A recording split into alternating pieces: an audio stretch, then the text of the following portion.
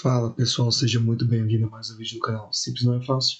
No vídeo de hoje eu vou trazer aí mais um fundo de papel aí, fundo imobiliário de segmento de papel, no vídeo de 11, tá? Vou trazer todos os indicadores sobre o fundo imobiliário, né?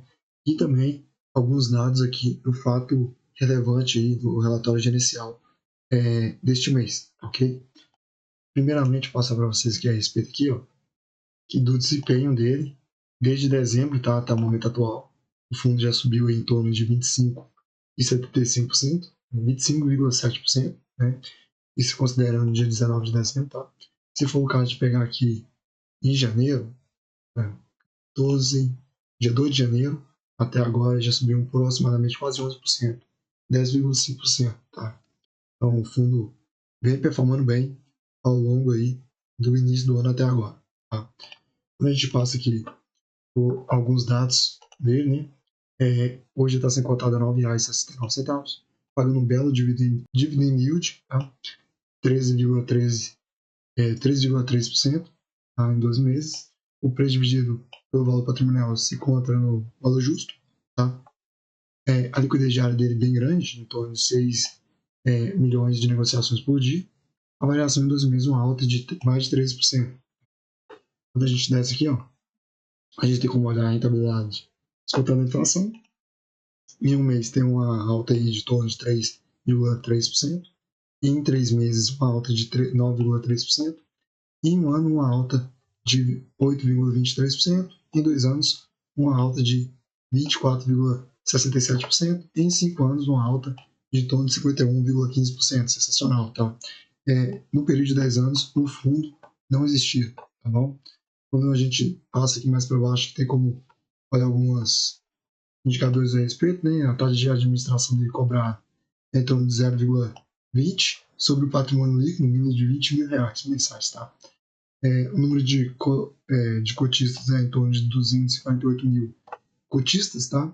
O valor patrimonial, o valor sugerido é que ele fosse cotado a R$ 9,75, tá?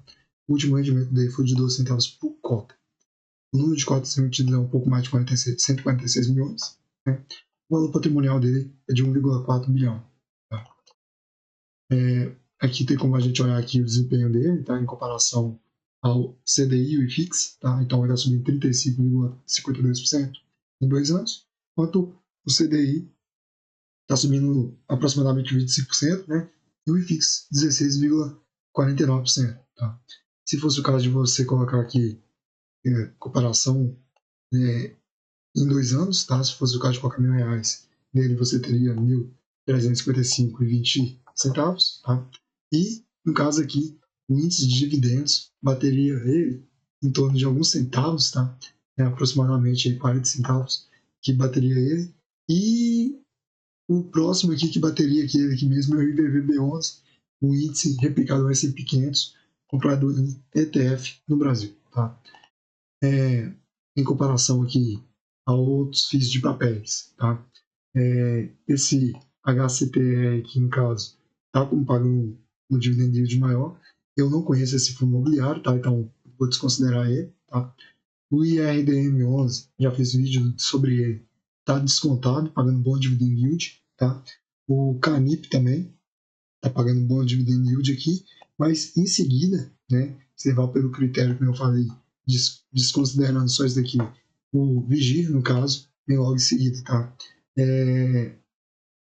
Quando a gente passa para outros indicadores aqui, no caso, tem como você comparar aí o dividend yield para no mês de abril, tem em torno de quase 1,3%, tá, no mês de abril. E aqui os dividendos que começou a subir. Por quê? Porque já teve, no caso, a elevação de juros. Então pode ser que impactou. Tá? Ele vem pagando aí em torno de 9 centavos, que ele vem pagando, 10 centavos, tá? E aí ele começou levemente a subir já os seus dividendos. Provavelmente porque ele é atrelado bastante ao CDI. Tá? Vou passar para vocês a respeito. Ele já tem aqui a Datacom, que foi até amanhã, tá? A Datacom até amanhã não, até hoje, né? Que hoje é sexta-feira, amanhã é sábado já, tá? E a data de pagamento é na próxima semana, dia 17, 12 centavos já o cota. Tá? E aqui, ó, passando para vocês aqui, alguns dados sobre o relatório gerencial, tá? Aqui aponta que o gestor, aqui no caso, já aponta aqui o comentário do gestor, que o que o fundo fez aí ao longo do mês de março, tá?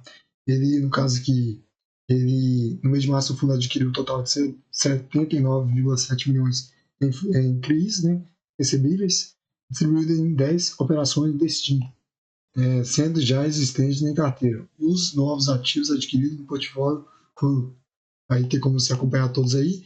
Aí eu gostei da taxa, tá?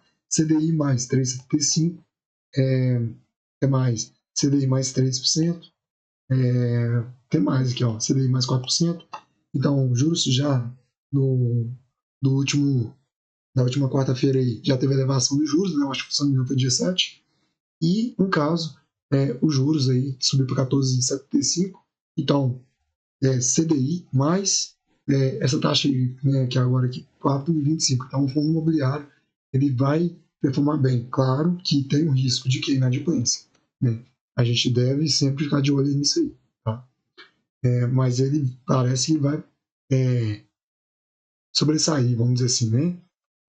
Aqui tem como a gente olhar aqui a carteira, tá? Então, o portfólio dos ativos aqui, que eles detêm, né?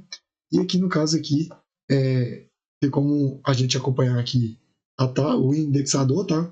Então, como eu mencionei para vocês, CDI é o indexador deles. E aqui no caso aqui, a taxa, tá? Então, aproximadamente aí tem várias emissões aí com taxas boas, tá? Só que os vencimentos deles são meio curtos, né? Em 2030, 2029, 2028, claro, né? Assim, como é que eu posso dizer? Já tem uma projeção já da Selic cair. Então, pode ser que os dividendos ao longo de 2026, 2027 declinem um pouco, né? Mas as taxas que estão, no caso aqui, sendo contratadas ainda, vale a pena a gente ter em carteira o fundo imobiliário visando esse período de espaço de tempo, tá? Aqui no caso também tem como a gente olhar aí, a maior parte é residencial, né? 76,8%, escritório representando quase em torno de 9,1%, tá? Entre outros aí, tá? O que mais? Para passar para vocês aqui. Tem como olhar aqui as emissões de quando foi, tá? Tem como olhar aqui, no caso, os ativos, tá? Detalhado dos ativos aí, no caso, tá? Tem como a gente acompanhar isso também.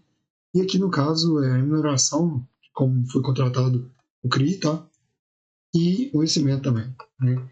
Era mais isso que eu queria trazer para vocês a respeito do Vigir, tá? Comente embaixo se você já investe neste fundo imobiliário.